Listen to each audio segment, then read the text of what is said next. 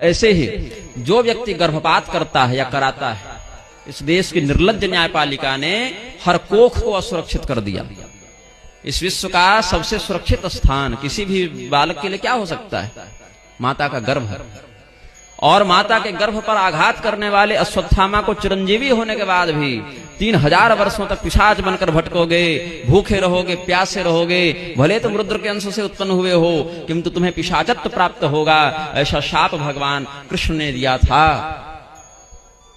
तो माता के गर्भ को असुरक्षित किसने बनाया? धर्म ने नहीं बनाया, इसी न्यायपालिका ने बनाया जो स्वयं को ऑनरेबल मानती है, जो स्वयं को माननीय से नीचे कुछ नहीं मानना चाहती।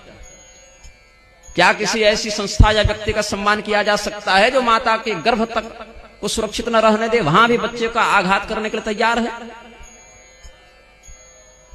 अगर कोई व्यक्ति लिंग जांच पूर्वक कन्या भ्रूण हत्या करता है तो आधा ही उसको न तुमको दोष लगा, मतलब दोष तो फिर भी शास्त्र के दृष्टिकोण से देखें तो गलत है वह, लेकिन अगर जांच करके भ्रूण हत्या करते हो तो जेल जाओगे। क्या लिखा रहता है? यहां लिंग जांच करना गैर कानूनी है, लिखा रहता है ना अस्पतालों में। मतलब बिना पैसा दिए लिंग जांच कराना गैर कानूनी है। भाव ये होता, पैसा दोगे तो सब कर देंगे।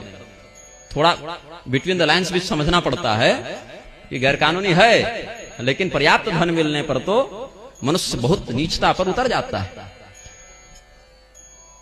तो अगर कोई व्यक्ति लिंग जांच कर रहा है, कन्या है तब मार रहा है, फिर भी पुरुष भ्रूण का तो बच गया। इन्होंने तो बिना लिंग जांच के ही मारने का आदेश दे दिया, तो दुगना हो गया कि नहीं? वह दोनों की संभावना बढ़ गई ना।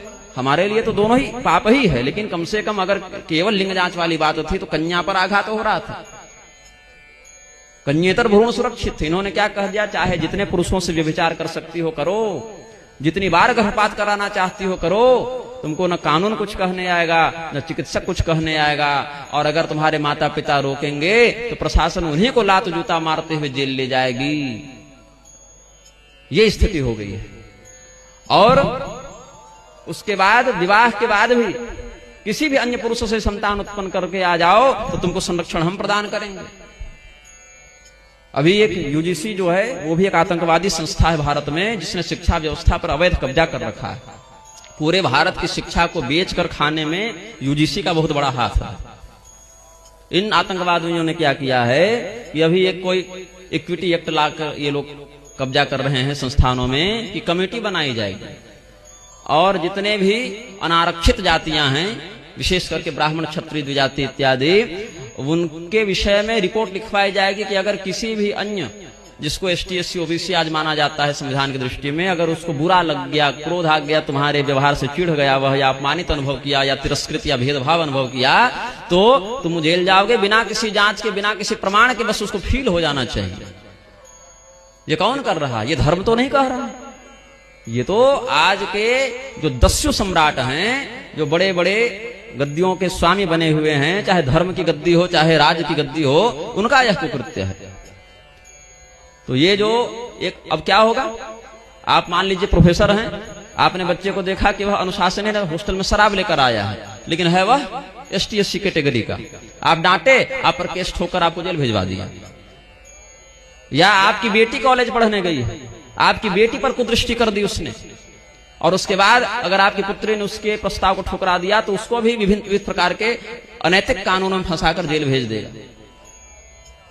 तो यह जो आतंकवादी संस्था है, जो एक गिरोह है, जो किसी समय न्यायपालिका के नाम से चल जावे, किसी समय यूजीसी के नाम से चल जावे, किसी समय मंडल कमीशन के नाम से चल जावे, अलग अलग जो कमीशन बना रखे हैं इन लोगों ने, कभी महिला आयोग के नाम से चल जावे,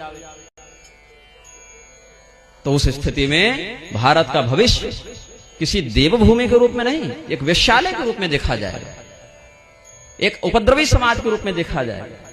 आप विश्व गुरु छोड़िए, विश्वदास बनने योग्य नहीं बचेंगे। तो यहां पर क्या वर्णन है? किस रोग का पूर्व संबंध किस पाप से होता है, किस पाप के परिणाम स्वरूप कौन सा दंड प्राप्त होता है। तो गर्भपात के विषय में हम बता रहे थे, जलोदरो या तो जन्म गर्भपाति नमादरा। अरे बहुत सम्मान के साथ, आदर पूर्वक उस व्यक्ति को जलोदर होता है, मतलब बहुत व्यवस्थित पद्धति से उसको जलोदर होता है जो व्यक्ति गर्भपात करता है। तो गर्भपात जो करे उसमें कौन कौन होते हैं? गर्भपात करने वाली स्त्री, कराने वाला या उसका समर्थन करने वाला चिकित्सक तो है नहीं, वो तो हत्यारा है। वो चिकित्सा क्या कर रहा है, वो तो हत्यारा है, वो हत्यारा। और समर्थन करने वाला, उस हत्या में जो औजार हथियार ला कर दे, वो सभी लोग उसमें समान दोषी होते हैं। अनुमंता दोष, सहयोग भाव रखने वाले सभी उसमें दोषी होते हैं।